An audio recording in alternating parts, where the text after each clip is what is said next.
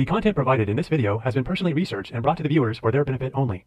The content may be picked up and enhanced from various well-known speakers or authors. We do not claim to be any of them or discredit them in any way. If all of us have this ability to heal ourselves, manifest our reality, and create a new reality, why aren't more of us doing it? Why do so many of us struggle? How can we create the gamma brainwave state whenever we want? The answer may surprise you. Before we get started with today's video, here at Pacific, we are now offering one-on-one coaching and also group coaching. Whether you are struggling with anxiety, want to lose weight, stressed out about money, need relationship advice, want to heal your body, or just want to change yourself for the better, mentally or physically, we would love to assist you to reach all your goals. Check out our one-on-one coaching packages or our community group coaching sessions by clicking the link in the description below.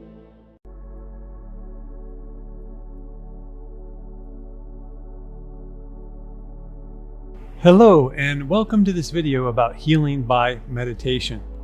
In this video, we're going to discuss the amazing story of Dr. Joe Dispenza, specifically how he used meditation and visualization to heal himself after his horrific accident, the incredible gamma brainwave state that allows for deep healing, and so many other things, the secrets behind healing with meditation, and how you too can heal yourself of any dis-ease.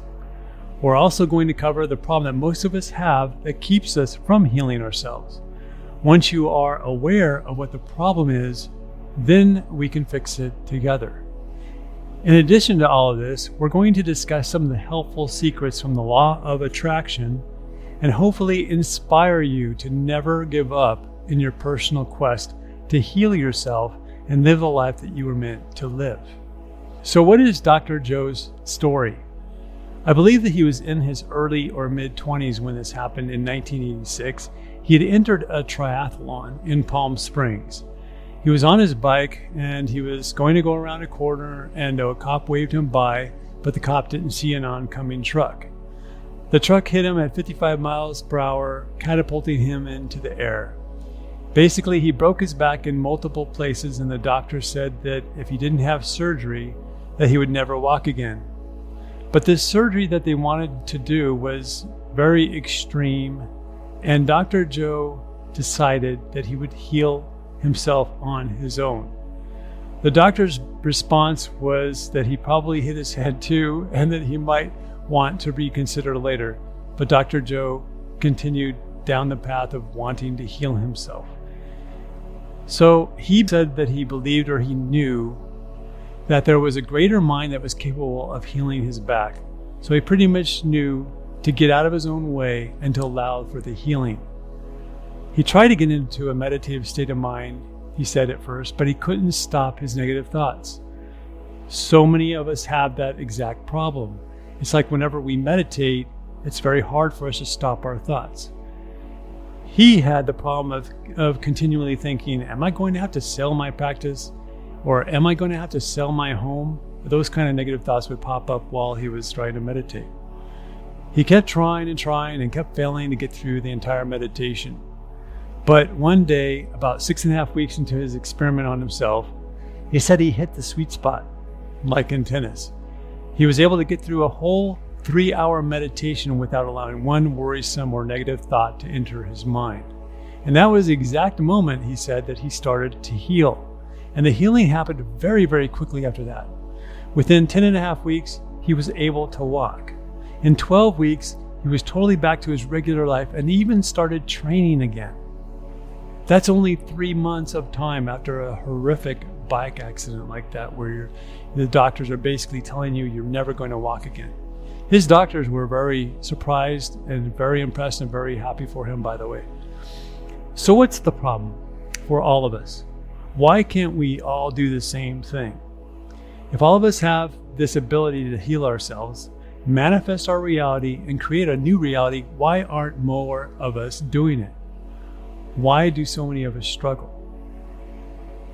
The answer is that since we were born, we have been basically brainwashed to believe a lot of things that are not true. It's not true about us. It wasn't true back then, and it's not true now. Most of us were brainwashed to believe that we're not good enough, not smart enough, not able to heal yourself, not able to accomplish the things that we think or want to accomplish, not be able to attain your real dreams of what you had when you were a child. And what complicates everything is that from birth to about the age of 7, your subconscious mind accepts everything as truth. So anything you hear or see, you believe is the truth. And so we have these negative, self-limiting beliefs from when we were children that for a lot of us are actually still there. But the truth of the matter is, who you really are is so much more than what society wants you to believe. You are a piece of God. You are a part of source energy. You are that which man calls God, but not God in the sense of the main one, that as if there is one, but God in the sense that we are all in this together. We are all one. We are all from source energy. So you have this amazing ability to heal yourself. This is the limiting belief. The belief that you can't heal yourself is the limiting belief. You can heal anything. That's one of the biggest secrets. One of the things that we all need to do is we need to get out of our own way. It is our resistant thoughts that hold us back. We have to start letting go and letting God, as Dr. Wayne Dyer used to say. Your intuition is also extremely important to use. Now that's something that we are never trained to use in school, but if you were to take a life coaching course or class, that's one of the things that they say to allow to get your clients to do is to be able to trust their own intuition. That intuition is so powerful that it's usually it will never steer you wrong. It is usually the right decision to make in any big decision that you have to make. So what is it that Dr.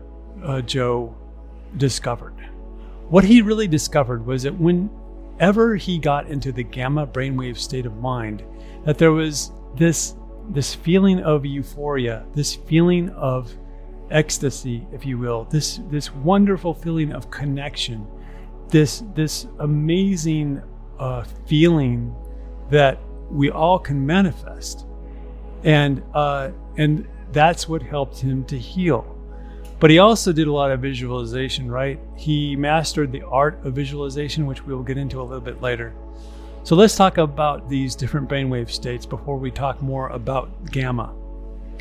Beta is the conscious mind. It's what I'm using right now. So I'm a little bit stressed because I'm giving this presentation right now. And my mind is very active, right? Now, alpha is the next stage. That's slower and more calm.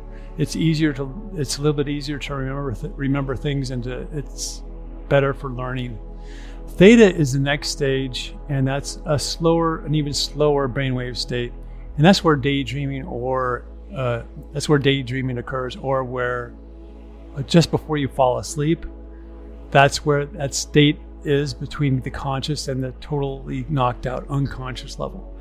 But that's also where you're able to program the subconscious mind. And as a sidebar point, what you can do to help yourself is find a guided meditation that you really like, and at night, if you can, use a headset. They have some really nice ones from Amazon that are cheap that you wear as a headband, and there are there are speakers on the inside of it. And what you can do is you can click loop on YouTube so that the video will repeat itself over and over and over. That way you don't have to worry about finding one that will last 8 hours all night long. You can just repeat it. That's one great way to help to program your subconscious mind. The next brainwave state is the delta stage. That's where you are sound asleep. You can also program your subconscious mind at that level, but it's not quite as good.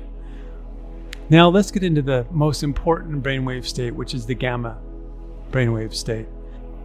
Dr. Joe's friend, Greg Braden, talks a lot about the gamma brainwave state, and he basically says that it has 40 cycles per second, and it activates every lobe of the brain. It's also non-local, meaning that there is no time-space connection with it.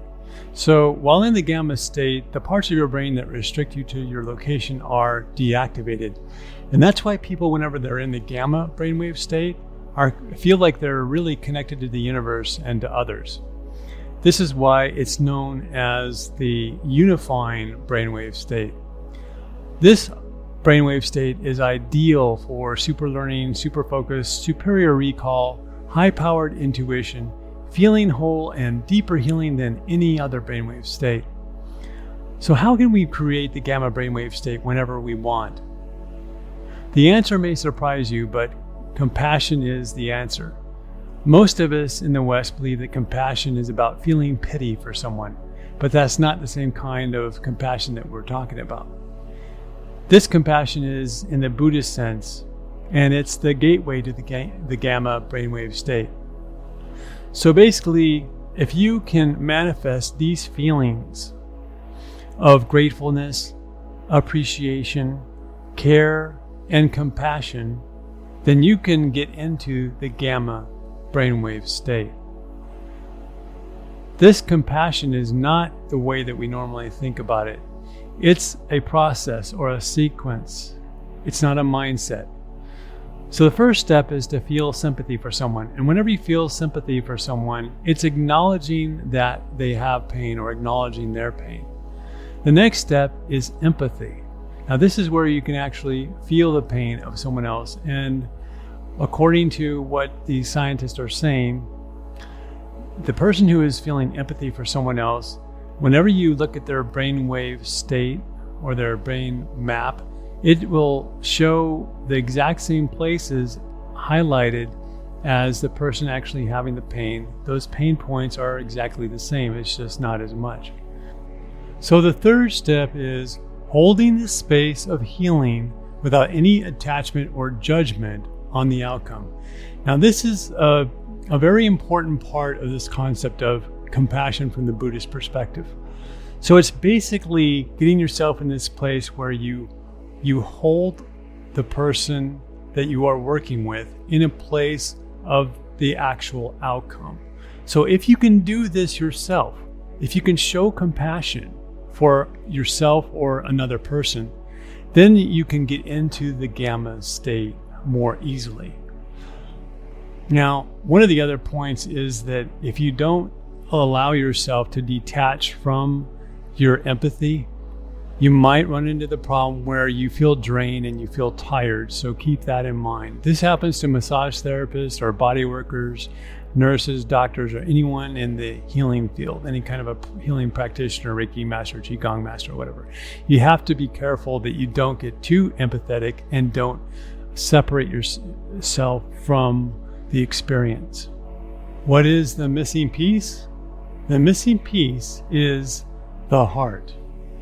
Scientists have recently discovered that there are 40,000 brain cells on the heart that think, feel, and control our feelings.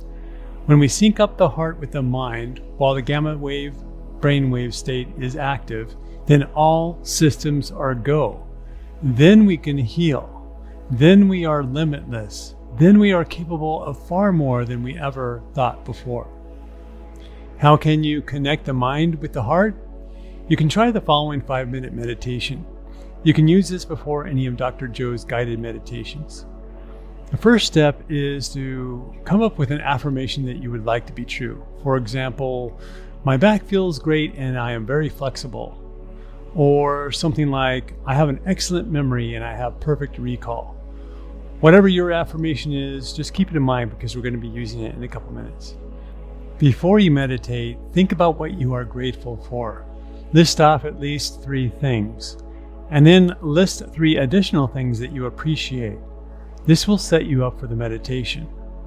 Next, think of someone who you know is suffering emotionally or physically. If you can't think of anyone, then think of yourself. In your heart, go through the following sequence. First, feel sympathy for this person by acknowledging their pain, and take a little bit of time to do that. Not long, like maybe 10-15 seconds.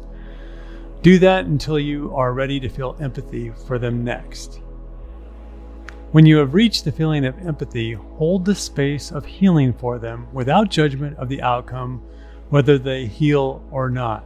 Just keep that space of healing and see them as already healed. You might even want to say to yourself, already healed, already healed. But do this before you meditate so that you can start to raise your vibration to get ready to start the meditation. Now you're ready for the meditation.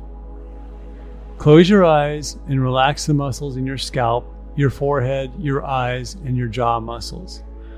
When you are ready, while meditating, think of something that brings total joy to your heart. It could be your kids, a lover, or even a place. It doesn't matter what it is, just think of that someone or that someplace. Think of this for about a minute and milk the feeling.